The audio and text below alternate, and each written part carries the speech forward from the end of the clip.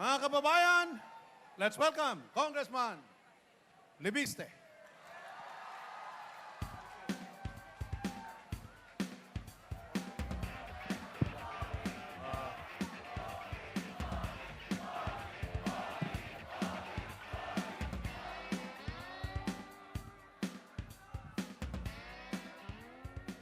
Magandang hapon po sa inyong lahat. Binabati ko po lahat ng mga Batanggenyo na narito po ngayon. Lahat ng mga kababayan natin mula sa Luzon. Hello po, Luzon! At syempre po, Visayas and Mindanao. Ang dami natin dito ngayon. Lahat nagre-representa ng ating sarili-sariling mga probinsya. Kaya ang slogan natin ngayong araw ay We Are One!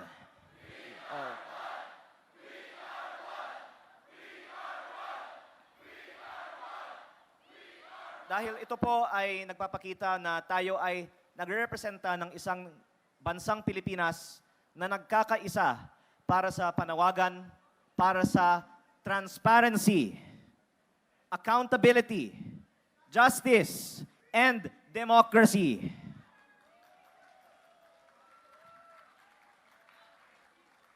These same principles are part of the job description that every member of Congress should be fighting for. Kaya ako po ay narito para sa iilang dahilan. Unang-una po, bilang representante ng aking distrito sa Batangas, ito ang mga prinsipyo that we should be fighting for our constituents. At marami din po ako ang mga constituents at mga kababayang Batanggenyo na narito ngayon. At mula noong isang araw pa ay nasa EDSA. At ako po ay nag-look out for their welfare, and I can see many of us are having a very good time dito po sa Liwasang Bonifacio. Kaya kaninang umaga pa lang, nandito ako, pabalik-balik po ako, at gumawa ako ng bilang ng mga tao nandito throughout the day. At napansin ko na maraming mga hindi nabibilang. Kaninang 2 p.m. lang, ang bilang namin ay mahigit kumulang 10,000 na tayo dito nung 2 p.m. pa lang. Pero ang sinabi noon ay mga 2,000 lang noon. Ngayon, ang latest na bilang ay mahigit 15,000 na tayo dito sa Liwasang Bonifacio. At may mga kasama tayo na papasok pa lang.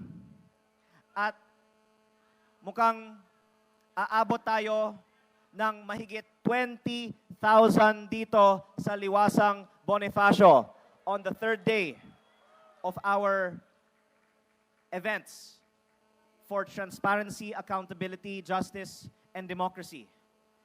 The third of what I'm sure will be still many more days. Dahil syempre ang kagandahan din dito sa Liwasang Bonifacio, ito po ay Freedom Park. Hindi po kailangan ng rally permit at tayo ay nagpapasalamat sa City Government of Manila na sumusuporta sa patuloy na mga meetings dito sa Liwasang Bonifacio. Palakpakan naman po natin ang City Government of Manila.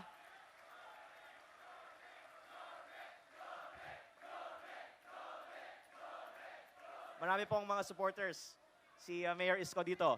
At sana patuloy ang suporta ng local government para kahit ilang araw pa, gusto ng ating mga kasama na kumilos dito sa Liwasang Bonifacio, pwedeng patuloy tayong kumilos dito sa Liwasang Bonifacio. Dahil alam ko marami sa atin dito, kaninang madaling araw pa lang, nandito na. At nandito pa tonight, andito pa bukas. Sabi po ng iba dito, handa tayo na manatili dito hanggang next week. Dahil kailangan natin patuloy na lumaban para sa transparency, accountability, justice, at democracy. Kasama na rin dyan ang freedom of speech, freedom of peaceful assembly, and freedom of the press. Kaya malaking bagay meron tayong mga freedom parks at malaking bagay din na malaman ng mga kababayan natin na nanonood at home na ito ang isa sa mga pinakamalaki ng mga pagtitipon ngayong taon ng anumang grupo ng mga Pilipino na nagpapakita na napakaraming mga Pilipino sa buong bansa ay nagkakaisa para sa transparency, accountability, justice, and democracy.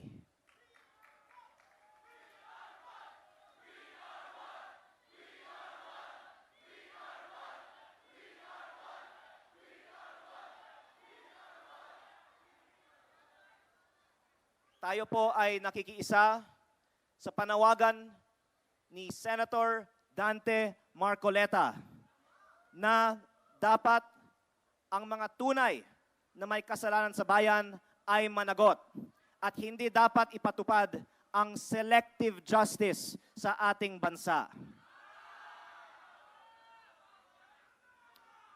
Kaya ng transparency, accountability, justice, and democracy.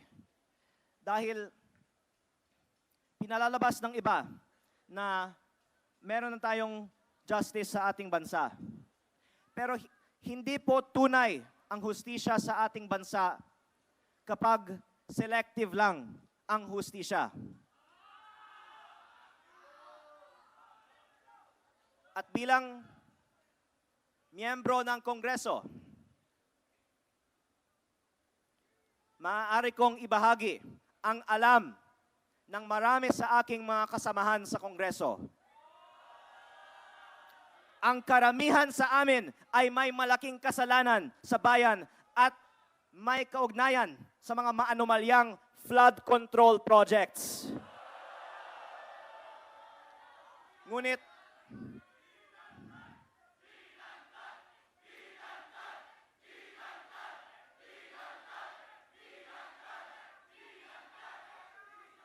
so far, ongoing pa ang investigasyon ng ating gobyerno sa iilang mga opisyal ng DPWH, pati mga miyembro ng Senado. Sinasabi po, pinaiimbestigahan din ang ibang mga miyembro ng Kongreso. Tayo ay naghihintay pa sa resulta ng mga investigasyon na ito. Ngunit, last year, nagsagawa ang Kongreso ng mga pagdinig sa flood control projects at pinutol ito noong September 24 dahil binuo na ang Independent Commission for Infrastructure. Natapos na ang trabaho ng ICI noong March 31 at hindi man lang inilabas ang report ng findings ng ICI. Kaya ako po ay naghain ng resolusyon sa Kongreso na buksan muli ng Kongreso ang investigasyon sa flood control at ipakita ng Kongreso na tayo ay para sa tunay na transparency, accountability, justice, at democracy. Pero habang hindi pa pinapaliwanag kung bakit hindi pa sinisimulan muli ang mga investigasyon sa flood control, hindi maaaring sabihin na tayo ay may tunay na hustisya at accountability sa mga may kasalanan sa mga flood control projects.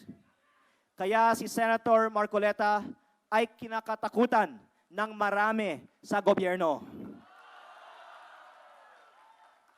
Maraming mga senador ay nagsakripisyo para iluklok si Senator Marcoleta bilang chairperson ng Blue Ribbon Committee. Nagkaroon ng pagdinig ang Senate Blue Ribbon Committee at agad pinaputol ang mga pagdinig na ito dahil ayaw tila ng iba na lumabas ang katotohanan at dinedenay ang mga aligasyon ng mga tumetestigo ng mga delivery ng mga mali-maletang pera sa ibang mga miyembro ng gobyerno, pati na rin ang mismong mga dapat magpa-imbestiga sa flood control at sa iba pang mga anomalya sa gobyerno. Kaya lalong importante na simulan muli ang investigasyon sa flood control dahil kung hayaan lang natin sa mga iba na isagawa ang mga investigasyong ito, hindi natin maaasahan na iimbestigahan nila ang sarili nila. Kaya si Senator Marcoleta kinatakutan dahil wala siyang pinoprotektahan. At gusto niyang ilantad ang katotohanan sa mga flood control projects. Ngunit sa halip na siya ay tulungan na ilantad ang katotohanan, siya pa ang sinasabing kakasuhan at nais ng iba na patahimikin. Ang sinasabing isasampang kaso sa kanya ay ang pagtanggap ng illegal na campaign donations. Ngunit, hindi nga sinasabi na nanggagaling sa pondo ng bayan ang mga donasyon na ito. Ito po ay mga pribadong donasyon po lamang at walang kaugnayan sa flood control. Meron akong isang nais na ibahagi sa inyo. Maraming mga miyembro ng Kongreso at Senado ay nakatanggap ng mga campaign donations mula sa mga DPWH contractors na nagsagawa ng mga maanomalyang flood control projects. Literal na ang mga kampanya ng ibang mga nakaupo ngayon ay pinondohan ng flood control. Ngunit sila pa ang nagpapaimbestiga sa mga anomalya sa gobyerno, kasali na ang kanilang mga aligasyon sa mga katulad ni Senator Marcoleta dahil ayaw nila na sila ang imbestigahan.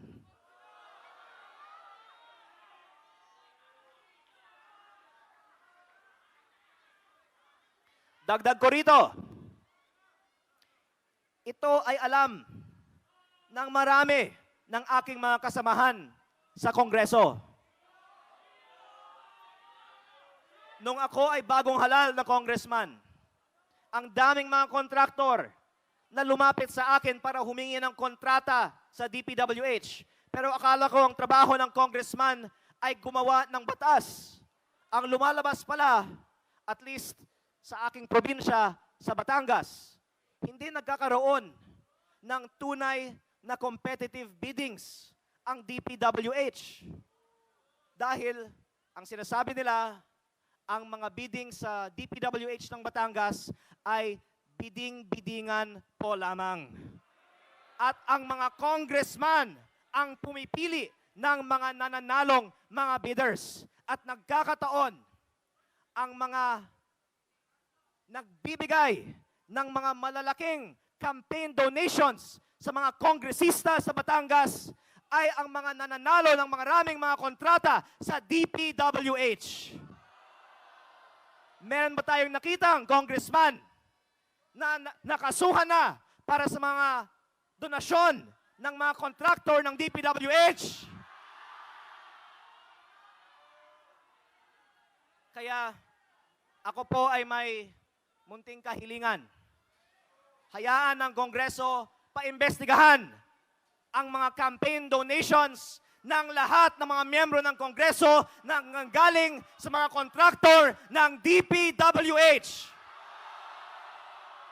At tapusin natin ito bago tayo mag-judge o mag-allege ng anuman kay Senator Dante Marcoleta.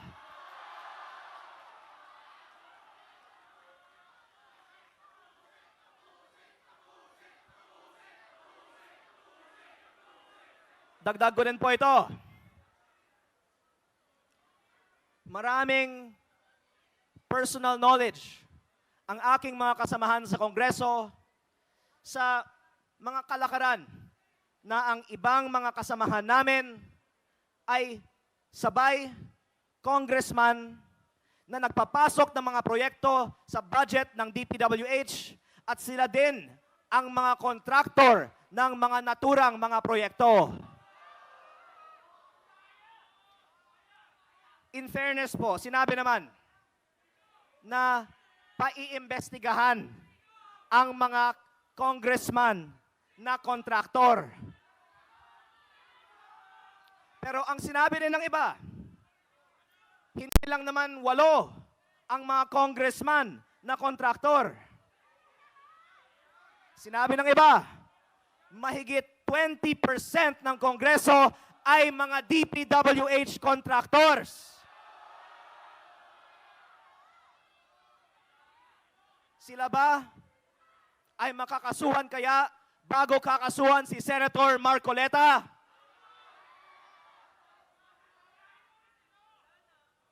At kung meron man, iilan, sabihin na po natin, iilan na makakasuhan, bakit may mga congressman na napakalinaw ang ebidensya na sila ay mga contractor ng DPWH na hindi man lang pinaiimbestigahan?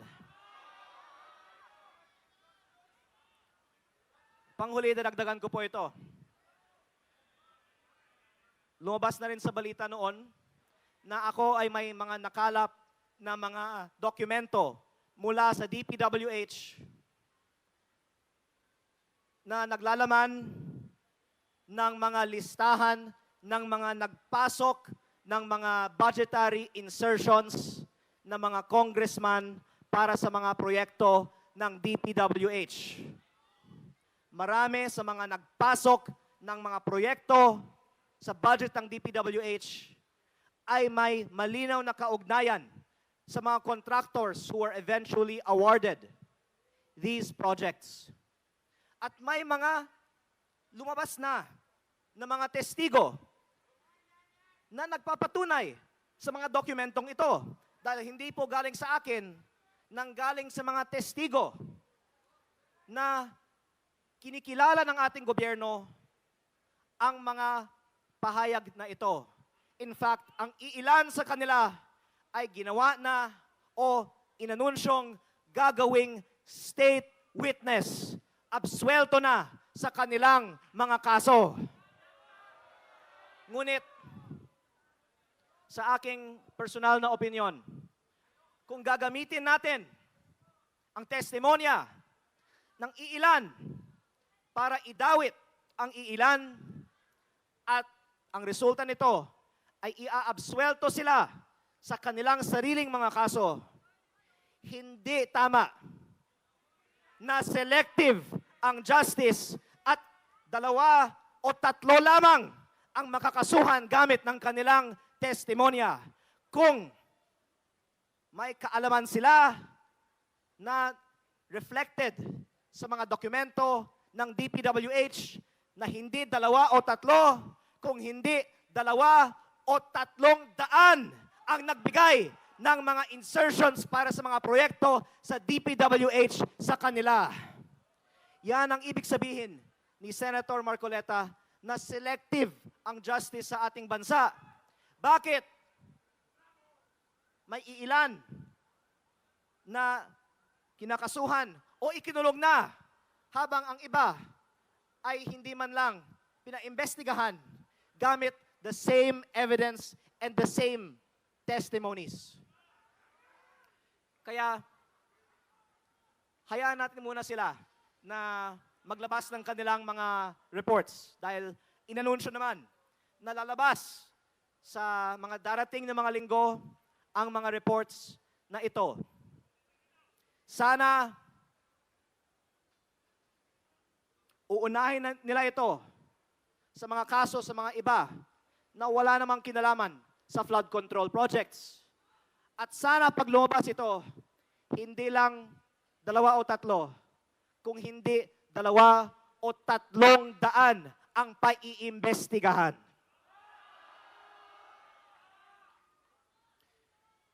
Yan ang kahalagaan ng ipinaglalaban ni Senator Marcoleta at lahat ng iba nating mga kasama dito ngayong araw. Dahil kung hindi equally applied ang batas, yan po ay in violation of the right to equal protection under the law. Yan po ay violation sa mga prinsipyo ng transparency, accountability, justice, at democracy na dapat pinaglalaban ng lahat ng mga miyembro ng Kongreso. Kaya, pangwakas, meron na po akong suggestion. Dahil naghain ako ng resolusyon na simulan muli ng Kongreso ang investigasyon sa mga flood control projects. At tayo dito ngayon ay nagmumula sa lahat ng mga probinsya sa Luzon, Visayas at Mindanao. Una, hikayatin natin ang ating mga congressman na makiisa sa mga panawagan ng ating pagtitipon ngayong araw. At kung hindi man lang sila dadalo dito sa Liwasang Bonifacio, sa Facebook, o pag-uwi natin sa ating mga probinsya, siguro naman marami nga sa atin ay sumuporta sa mga nakaraang mga eleksyon sa ating mga kongresista. Hikayatin natin sila na sumuporta sa pagbubukas muli ng investigasyon ng mga flood control projects ng mga miyembro ng Kongreso at magtulungan para ilantad ang katotohanan sino ang nakinabang sa mga flood control projects kahit ang ating mga kasamahan sa Kongreso ay madadawit dito.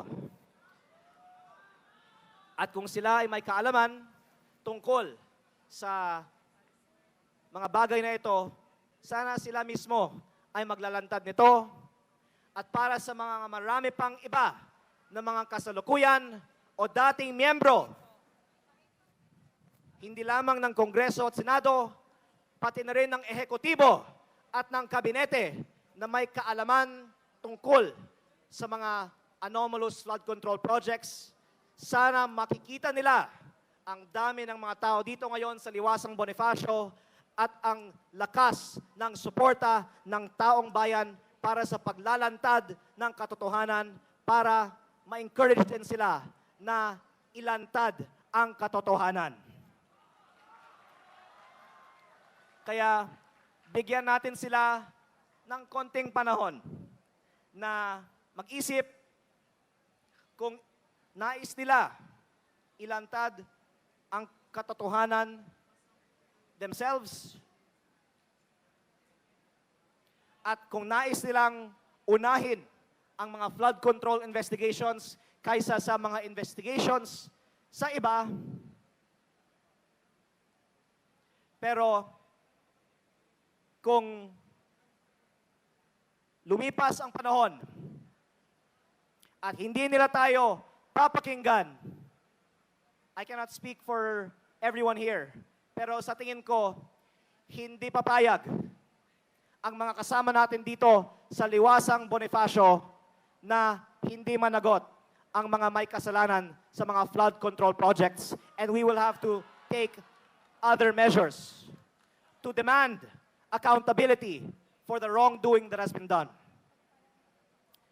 Pero sa ngayon, hihintayan ko po kung may gagawin silang ibang action pa at sana pakinggan nila ang mga kasama natin dito sa Liwasang Bonifacio bago sila magdedesisyon tungkol sa mga susunod pang mga hakbang sa iba nating mga kaibigan na ang nais lang ay lumabas ang katotohanan sa mga nangyari sa mga flood control projects katulad ni Senator Dante Marcoleta. Maraming salamat po at mabuhay po kayong lahat.